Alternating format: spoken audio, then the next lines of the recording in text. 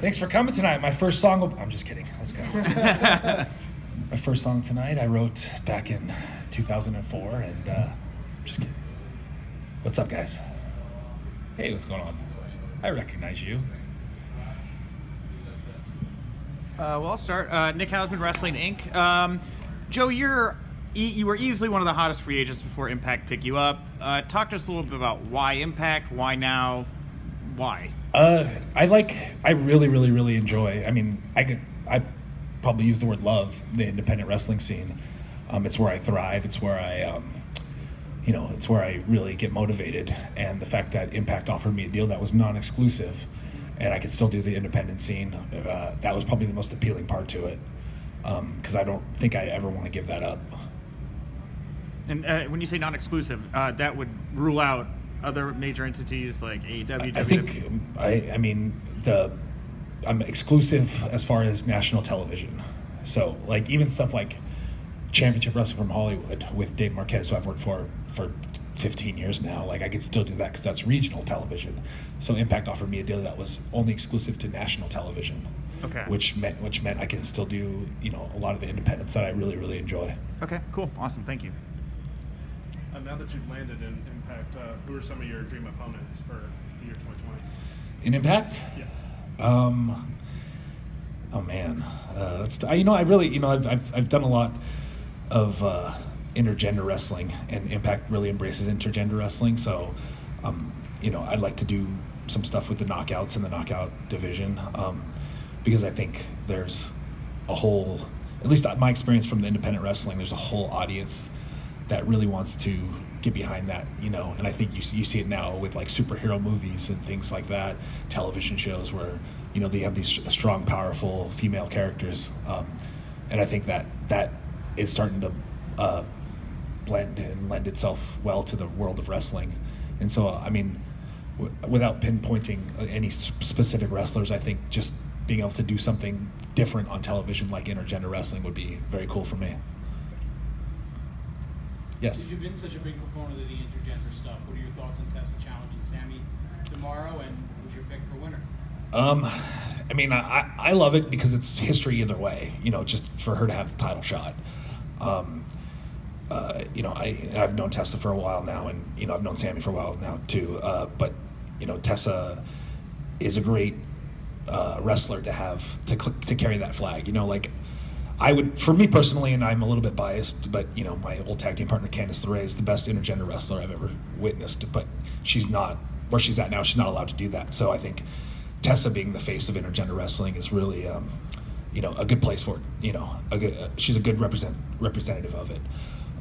And personally, just because I think of what it will do for the industry, I believe, or I'm rooting for Tessa at least. I'm hoping she wins. Thank you. Brandon Morales for thechairshot.com. You talked about having just a lot of fun in your career right now. Impact's doing some really fun things on TV. I specifically wanted to ask you about the Wrestler's Court segment from a few weeks ago. You played the voice of reason in that particular segment. Was that something that you set up, or especially with you being really synonymous for being really just fun, but being outside of the box? How was it being the voice of reason within that particular segment? I'm glad you brought that up, because that's why I think people really enjoyed that segment. It's because it was a different side of me. I'm usually the zany, offbeat character, and to play the straight guy in the comedy scene was different for me. So, but I enjoyed it, and it was just, it's one of those things where you've got Johnny Swinger, who's arguably even more zany than I am. So, it's about and I use this analogy a lot in my wrestling matches. Is my matches are better when they're played off someone else's character. Like I can go out and do my signature stuff, and it could be a Joey Ryan match, but to play off different characters where you don't expect, you don't know the reaction, where you see it's like with Ken Shamrock, like how are these two going to coexist? People want to see that, and it's and to do it with Johnny Swinger takes a different side of it, and like you said, it puts me on the opposite side, which I haven't done a lot of, at least in recent years. So I think that was cool, and I think that's why people really took to it, because they didn't know what to expect, and I think it was written well, first of all, and second of all, I think like everybody hit their I guess characters well. So, you've been a long time standard bearer for intergender wrestling advocate. Where does that originate from you? Where does that come from originally? I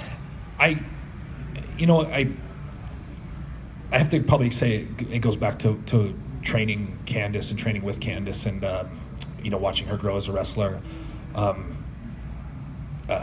Just to it was such a big part of her inspiration. Like she grew up wanting to be the Macho Man, Randy Savage. She didn't grow. I mean, she had female heroes in wrestling, but she grew up, having the same heroes as me and having the same heroes as a lot of other people. She didn't specify genders, and so when she transitioned into wrestling and started wrestling for herself, I just saw that she was never concerned about being put in any certain category, and I think that really inspired me, and I think a lot of people too. Obviously, early in the 90s, it was a little more, the less PG era, there was a little bit more of intergender wrestling going around, but, as far as just not making intergender like a sideshow, not making it like a special attraction, just being like, here's two wrestlers, they're going to wrestle. I thought that was really cool, and that's something that, I mentioned you see it in a lot of media, these different movies, TV shows, you see that now, and I think it's really the next step for professional wrestling. And you mentioned styles that kind of work off you. Who are some of your favorite opponents where the styles to you make sense, whereas the fans might kind of tilt their heads and say, really? In recent years, that's a good question, because you can find differences in just about everybody, and instead of like ignoring them or trying to find common ground, exploiting the differences. Like even last night when I wrestled Michael Elkin, we obviously different characters, different styles of wrestling, and instead of trying to hide the differences, let's exploit them and let's play them up. Obviously some of my favorite opponents I've ever had, the Young Bucks, or Generation Me when they were in Impact. They're more of a high-flying, kind of, they're more spectacle oriented. I'm more character based, and just that blending those two things, I think really worked well for us. To kind of figure out his question, I have to say one of those matches probably happened in DC not too long ago. That really sent the internet up. But you've had a lot of success in different genres of media. Netflix, we can say, is one. You just presented your book at San Diego Comic-Con, obviously in Impact Wrestling, obviously in independent wrestling, with Bar Wrestling. Where do you see yourself? Because you seem to be always creating different projects. You always are starting to just always broaden the margins for everything. What can we expect from you on that notion for 2020? I don't know about 2020 specific, but I do like learning new avenues and different parts of the industry. Very early in my career, me and 5 other people, we started Pro Wrestling Guerrilla, and so we started kind of learning that side of it, but it was a group effort. So when I started bar wrestling, it was more because I wanted to learn that side, or at least be more in charge, or be more like, I guess, just to learn how to do that on my own, so that I would have that skill, without having to rely on other people or without having to divvy up the jobs. I've been getting a lot of seminars lately, which I don't necessarily like teaching and training, but I think it's a good skill to have. Learning patience with beginners is tough for me. I'm not as easygoing as I seem. I'm not great with patience. But it's something that if I all of a sudden can't wrestle, it's a good skill to have. Agenting matches, having other people ask me my opinions, or helping them with what they've been given. Those are good skills to have, and those can lead to a life in wrestling after I'm done in the ring. And one other question too with that. Again, you seem to really be creative on just making the margin bigger. We always seem to Have you ever thought about maybe branding the lollipop at all? I get asked that a lot. Like, oh, why don't you sell lollipops at the merch table? And honestly, really, it's because the margin of profit isn't great. You can only they'll take up a lot of room in my bags that I pack, and I won't be making I'll have to sell 100 of them to see really the same profits I'll make off of 8x10 or t-shirts. So like the rate, maybe that's something to look into as far as like special orders where I can mail out. I don't have to carry them with me, but I would even say outside of wrestling, I think your name transcends out of just the genre of professional wrestling. You're a household name, like I say, with Netflix and everything. yeah, sometimes a lot of like people, oh, why? Because Blow Pops is my preferred brand. Why doesn't Blow Pop sponsor you? And I'm fairly certain. I've never talked to anybody. I'm fairly certain they probably don't like what I do with them. So. Fair. So that's probably why. Do you feel like there might be a working relationship between bar wrestling and Impact in the future? Maybe seeing the stars that you've worked with, like Heather Monroe, Eli Everfly, coming over to Impact? I mean, just today we're downstairs. We're having a lot of the local guys, on the show wrestling in front of for an Impact event. So I definitely think there's possibility. Impact in recent years has definitely been partnering up with.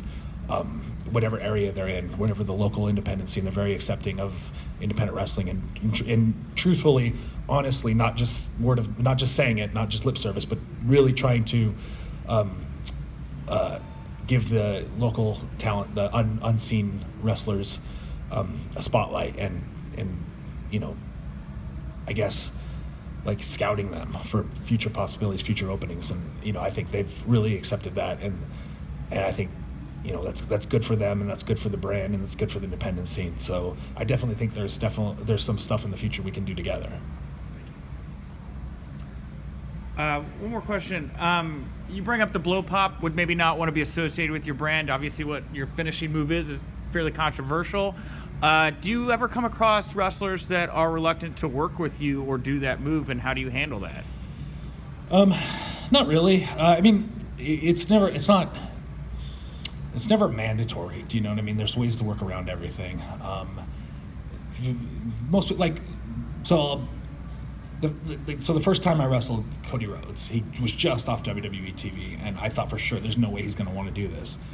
And first thing he said to me is like, "How do we get into this?" Because he said the crowd's going to want to see it, and we have to pay it off, or else we're ripping the fans off. And that attitude, and when he said that, it kind of hit me a little bit. Like people know that the audience wants to see this, and people want to pay it off for the audience, which is nice.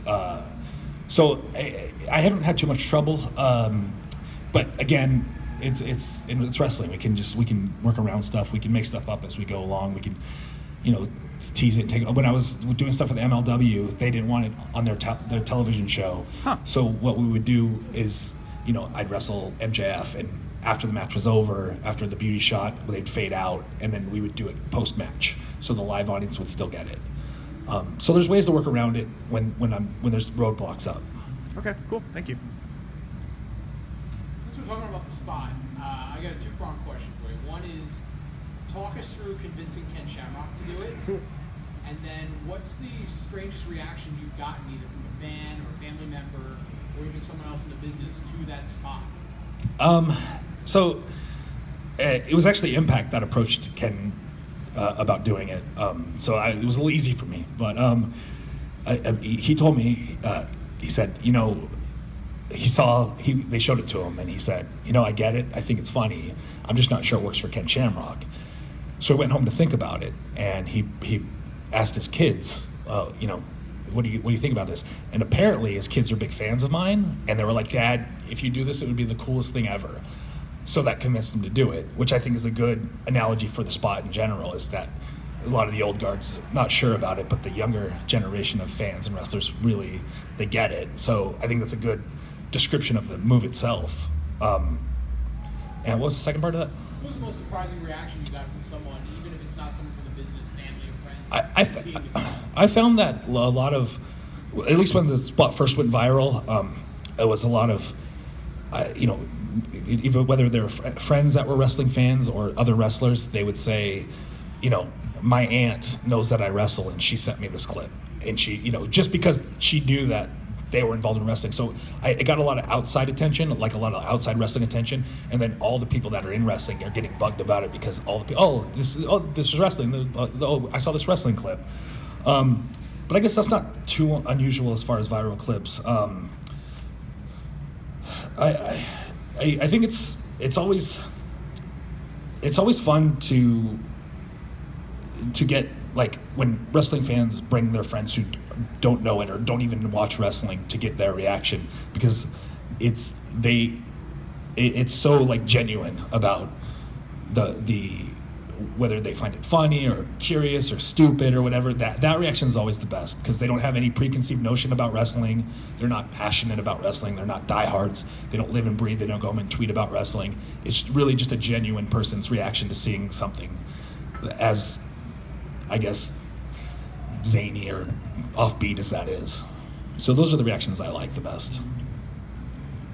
So you've created this like modern blueprint for professional wrestling, where you've been able to be signed with a major company, but also continue on the independent scene, run your own promotion, do a lot of creative projects, and just have a character that traditional wrestling fans probably never thought would exist.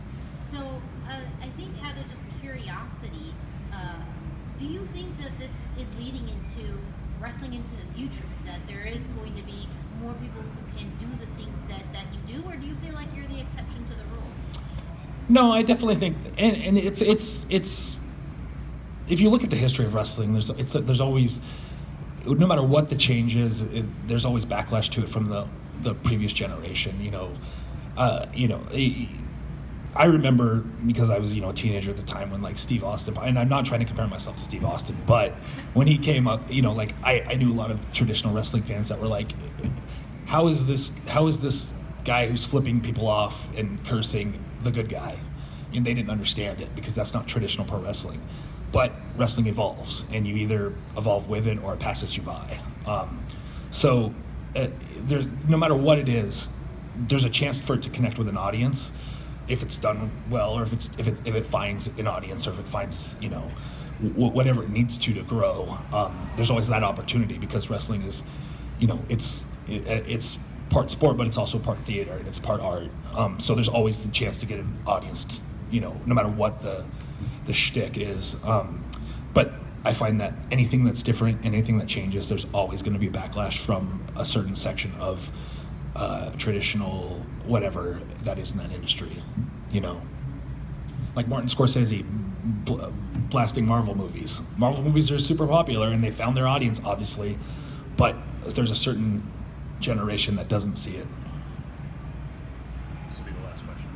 So, how do you, over the course of your career, I asked this Eddie Edwards earlier, how do you keep yourself fresh, considering people say you work a safe style, even though you kind of surprise people with some of the bumps you take?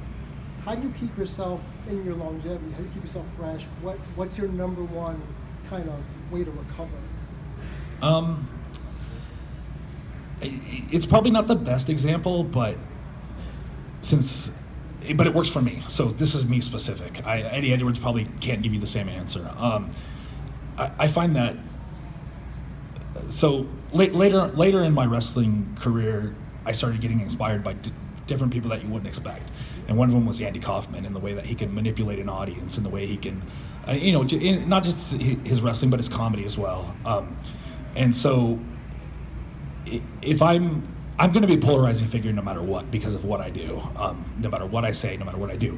But if I rest on that, then it goes away. So I just, even if controversy for the sake of being controversial, I have to find a way to create controversy, because that's what keeps my name like, I'm doing this press conference with you guys, but there are people arguing about me on Twitter right now, I promise you. Yeah.